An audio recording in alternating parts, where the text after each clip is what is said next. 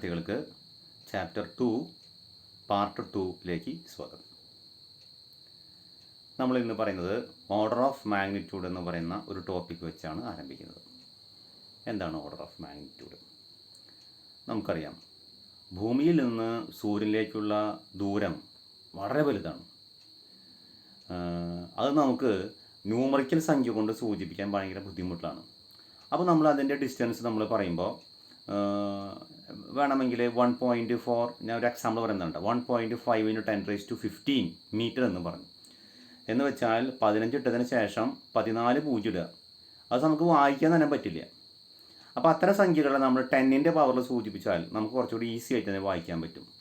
വേറൊരു example, ഇലക്ട്രോണിൻ്റെ mass 9.1 × 10⁻31 kilogram. എന്ന് വെച്ചാൽ 91 എഴുതിയതിന് ശേഷം ഇടതുഭാഗത്ത് 30 പൂജ്യം ഇടുക, എന്നിട്ട് ഇടതുഭാഗത്ത് ഡെസിമൽ പോയിൻ്റ് ആഡ് ചെയ്യുക. അതൊന്നും നിങ്ങൾ വായിക്കാൻ പറ്റുമെന്ന് നമുക്ക് തോന്നുന്നുണ്ടോ? ബുദ്ധിമുട്ടാണ്. അപ്പോൾ അങ്ങനെയുള്ള സ്ഥലങ്ങളിലൊക്കെ നമ്മൾ ഒരു സംഖ്യ ഇൻറ്റു 10⁻⁴ ഒരു പവർ എഴുതും. അതാണ് ഞാനിവിടെ കാണിച്ചിരിക്കുന്നത്. Order of magnitude of A quantity is the nearest power of 10. Okay, ഒരു എക്സാമ്പിൾ, ഒരു ജനറൽ സംഖ്യ പറഞ്ഞിരിക്കുക n × 10⁻k. അത് n എന്ന് പറയുന്നത് നമ്പറാണ് ബിറ്റ്വീൻ 1 and 10. ഓക്കെ, k എന്ന് പറയുന്നത് 10ൻ്റെ പവറാണ്. ഇതൊരു പോസിറ്റീവ് ആവാം, നെഗറ്റീവ് ആയിരിക്കാം. n-ൻ്റെ value less than or equal to 5 ആണെന്ന് വിചാരിക്കും. n-ൻ്റെ value less than or equal to 5 ഏതൊക്കെ വരാം? 5 വരാം, 4 വരാം, 3 വരാം, 2 വരാം, 1 വരാം. Okay, then k is the order of magnitude. 10ൻ്റെ പവർ തന്നെയാണ് ഓർഡർ ഓഫ് മാഗ്നിറ്റ്യൂഡ്. ഒരു എക്സാമ്പിൾ ഇവിടെ കൊടുത്തിട്ടുണ്ട്. Diameter of the earth is equal to 1.28 × 10⁻7 metre. 1.28, of course it is less than 5 ആണ്. ഓക്കെ, അപ്പോൾ നമുക്ക് k എന്ന് പറയുന്നത് 10ൻ്റെ പവറാണ്. ഇവിടെ kയുടെ വാല്യൂ 7 ആണ്. So order of magnitude is 7. അപ്പോൾ 5 5-നേക്കാളും താഴെയാണെങ്കിലാണ് ഈ rule applicable. If it is greater than 5, ഇവിടെ വായിച്ചു നോക്കൂ, k+1 is the order of magnitude. ഒരു ഉദാഹരണം, mass of the electron 9.11 × 10⁻31 kilogram. 9.11 എന്ന് പറയുന്നത് 5-നേക്കാളും കൂടുതലാണ്. അപ്പോൾ നമുക്ക് ഈ റൂൾ അപ്ലൈ ചെയ്യണം. അപ്പോൾ kയുടെ കൂടെ k+1 വേണ്ടേ, kയുടെ കൂടെ അതായത് -31ൻ്റെ കൂടെ 1 ആഡ് ചെയ്യണം. സോ ഓർഡർ ഓഫ് മാഗ്നിറ്റ്യൂഡ് എന്ന് പറയുന്നത് -30. അപ്പോൾ 30 ആണ് അവിടുത്തെ ഓർഡർ ഓഫ് മാഗ്നിറ്റ്യൂഡ് ആയിട്ട് നമ്മൾ റെപ്രസെൻ്റ് ചെയ്യുന്നത്. മനസ്സിലായിട്ടുണ്ടാവുമെന്ന് വിചാരിക്കുന്നു. അടുത്തത്, നമ്മൾ ഡിസ്റ്റൻസുകൾ മെഷർ ചെയ്യാനായിട്ട് നേരത്തെ പറഞ്ഞു, നമുക്ക് ഭൂമിയിൽ നിന്ന് സൂര്യനിലേക്കുള്ള ഡിസ്റ്റൻസ് മെഷർ ചെയ്യുന്നതായിരിക്കും. നിങ്ങളുടെ ഇൻസ്ട്രുമെൻറ്റ് ബോക്സിൻ്റെ ഉൾഭാഗത്തുള്ള 15 സെൻറ്റിമീറ്റർ മാത്രം ലെങ്ത്തുള്ള ഒരു സ്കെയിൽ കൊണ്ട് നമ്മൾ കോടാനുകോടി വർഷങ്ങളെടുത്താലും ആ ഡിസ്റ്റൻസ് മെഷർ ചെയ്ത് കഴിയില്ല. അപ്പോൾ അത്തരം ഡിസ്റ്റൻസുകൾ മെഷർ ചെയ്യാൻ നമ്മൾ ഉപയോഗിക്കുന്ന ഒരു മെത്തേഡാണ് നമ്മളിവിടെ പഠിപ്പിക്കുന്നത്. ആ മെത്തേഡിനെ പറയുന്ന പേരാണ് പാരലാക്സ് മെത്തേഡ്. അത് ഭയങ്കര ഇമ്പോർട്ടൻ്റ് ആണ്, പഠിച്ചു വയ്ക്കുക. പാരലാക്സ് മെത്തേഡ് എന്നാണ് അതിൻ്റെ പേര്, പാരലാക്സ് മെത്തേഡ്. നോക്കൂ, ഇതാണ് നമ്മൾ ദൂരം കാണാൻ ആഗ്രഹിക്കുന്ന പ്ലാനറ്റ്. നമ്മൾ എസ് എന്ന സൂചന കൊണ്ട് നമ്മൾ സൂചിപ്പിച്ചിരിക്കുന്നു. എർത്തിൻ്റെ സർഫസിലുള്ള 2 പോയിൻ്റാണ് എയും ബിയും. ഇപ്പോൾ നിങ്ങൾ നിൽക്കുന്ന പൊസിഷനിൽ നിന്ന് ഈ പ്ലാനറ്റിനെ വീക്ഷിക്കുക. ഒരു 10 മീറ്റർ അല്ലെങ്കിൽ ഒരു 20 മീറ്റർ നേരെയാക്കി സഞ്ചരിക്കുക. ആ പോയിൻ്റാണ് ബി എന്ന് സങ്കല്പിക്കുക. അവിടെ നിന്ന് വീണ്ടും ഈ പ്ലാനറ്റിനെ വീക്ഷിക്കുക. അപ്പോൾ 2 വ്യത്യസ്ത പോയിന്റുകളിൽ നിന്ന് പ്ലാനറ്റിനെ വീക്ഷിക്കുന്നു. ഓക്കെ, ആ ആംഗിൾ തീറ്റ മെഷർ ചെയ്യുന്നു. നമുക്കറിയാം, angle is equal to arc by radius. ഒരു മാത്തമാറ്റിക്കൽ ഫോർമുല താഴ്ന്ന ക്ലാസ്സിൽ പഠിച്ചിട്ടുണ്ടാവും ഞാൻ വിശ്വസിക്കുന്നു. അപ്പോൾ ആംഗിൾ തീറ്റയാണ്. ആർക്ക് എന്ന് പറയുന്നത് എ ബി ആണ്. അതിൻ്റെ വാല്യൂ ഞാൻ ഇവിടെ ബി എന്ന് കൊടുത്തിട്ടുണ്ട്. റേഡിയസ് എന്ന് പറയുന്നത് ഇവിടെ നിന്ന് ആർക്കിലേക്കുള്ള ഡിസ്റ്റൻസ് ആണ്, അഥവാ ഡി ആണ്. Therefore theta is equal to, അതായത് arc is equal to angle is equal to arc by radius beta by D. അതിൽ നമുക്ക് ഏതാ കാണണ്ടേ? Distance between the planet and the earth. Okay, therefore D is equal to B by theta. ഇതാണ് പ്ലാനറ്റിലേക്കുള്ള distance കാണാനുള്ള ഒരു മാർഗം. Okay, ഇനി രണ്ടാമത്തെ ആപ്ലിക്കേഷൻ, പാരലാക്സ് മെത്തേഡ് രണ്ടാമത്തെ ആപ്ലിക്കേഷനാണ് പറയുന്നത്. Measurement of the diameter of the planet. നമ്മൾ നേരത്തെ കണ്ട പ്ലാനറ്റ് നമ്മൾ ഡിസ്റ്റൻസുകൾ കണ്ടുവച്ചിട്ടുണ്ട്. ആ പ്ലാനറ്റിൻ്റെ വലിപ്പം കാണും. ഉദാഹരണം, വ്യാഴം. ഭൂമിയേക്കാൾ എത്രയോ വലിപ്പമുള്ള ഒരു പ്ലാനറ്റാണ് നമ്മുടെ വ്യാഴം എന്ന് പറയുന്നത്. അപ്പോൾ അതിന് വലിപ്പം എങ്ങനെയാണ് പറയാം? അത് അവിടെ പോയി മെഷർ ചെയ്യാൻ പറ്റുമോ? അവിടേക്ക് എത്തിപ്പെടാൻ തന്നെ ദിവസങ്ങളും മാസങ്ങളും പിടിക്കും, ചിലപ്പോൾ വർഷങ്ങളെ പിടിച്ചേക്കാം, ചിലപ്പോൾ എത്തിയില്ല എന്നും വരാം. അപ്പോൾ അതുകൊണ്ട് അവിടെ പോയി നമുക്ക് നമ്മുടെ കയ്യിലുള്ള ഒരു മീറ്റർ സ്കെയിലുണ്ട്, അല്ലെങ്കിൽ നമ്മുടെ കയ്യിലുള്ള ഒരു മോണിറ്ററിങ് സംവിധാനം കൊണ്ട് അതിൻ്റെ ഡയാമീറ്റർ മെഷർ ചെയ്യാൻ എളുപ്പമല്ല. അപ്പോൾ നമ്മൾ ഒരു പാരലാക്സ് മെത്തേഡ് ഇവിടെ അപ്ലൈ ചെയ്യും.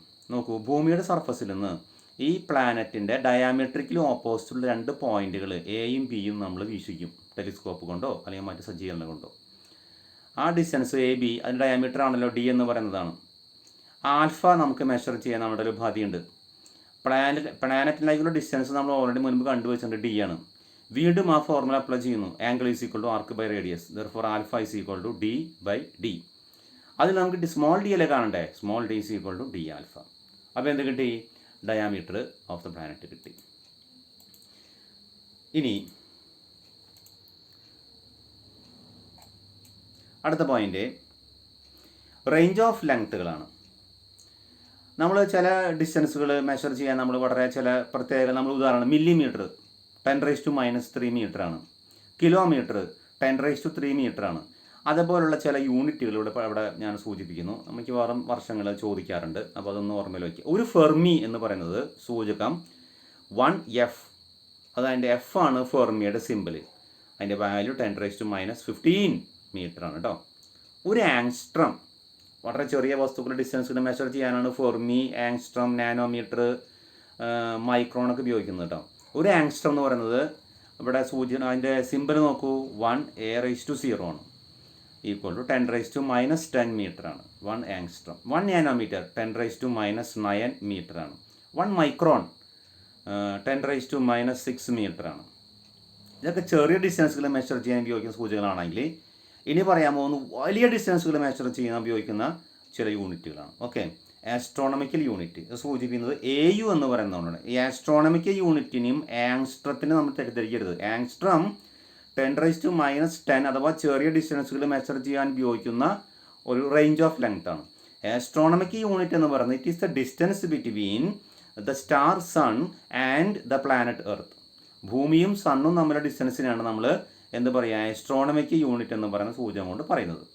ഒരു ആസ്ട്രോണമിക്കൽ യൂണിറ്റ് എന്ന് പറയുന്നത് 1.496 × 10⁻11 മീറ്ററാണ്. അതായത് 1496 എഴുതിയിട്ട് ഏകദേശം 8 പൂജ്യം ഇടുക. നമുക്ക് വായിക്കാൻ തന്നെ പറ്റില്ല അത്. അതുകൊണ്ടാണ് ഇങ്ങനെ ഓർഡർ ഓഫ് മാഗ്നിറ്റ്യൂഡിൻ്റെ കണക്കിൽ പറയുന്നത്. ഇതിൻ്റെ ഓർഡർ ഓഫ് മാഗ്നിറ്റ്യൂഡ് പറഞ്ഞാൽ 11 ആണ് കേട്ടോ, കാരണം ഈ വാല്യൂ 5-നേക്കാളും കുറവായതുകൊണ്ട്. അടുത്തത് ലൈറ്റ് ഇയർ. ഒരു വർഷം കൊണ്ട് ലൈറ്റ് ട്രാവൽ ചെയ്യുന്ന ഡിസ്റ്റൻസിനെ പറയുന്ന പേരാണ് ലൈറ്റ് ഇയർ. നമുക്കറിയാം 1 സെക്കൻഡിൽ 3 ലക്ഷം കിലോമീറ്റർ. അപ്പോൾ ഒരു മിനിറ്റിലോ 3 ലക്ഷം × 60. അപ്പോൾ ഒരു മണിക്കൂറിലോ വീണ്ടും ×60. അപ്പോൾ ഒരു ദിവസത്തിലോ ×24. അപ്പോൾ ഒരു ദിവസം ട്രാവൽ ചെയ്യുന്ന ഡിസ്റ്റൻസ് കിട്ടി. അതിനെ 365 കൊണ്ട് മൾട്ടിപ്ലൈ ചെയ്യുക. ആ ഡിസ്റ്റൻസിനെ പറയുന്ന പേരാണ് light year. So it is a distance travelled by light in vacuum in 1 year and its value is equal to 9.467 × 10⁻15 meter.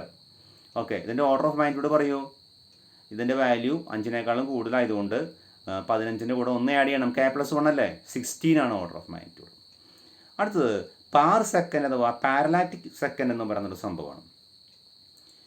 1 degree എന്ന് പറയുന്നത് 60 മിനിറ്റ് ആണ് അത്ര മാത്തമാറ്റിക്കലി. അതിൽ 1 മിനിറ്റ് എന്ന് പറയുന്നത് 60 സെക്കൻഡാണ്.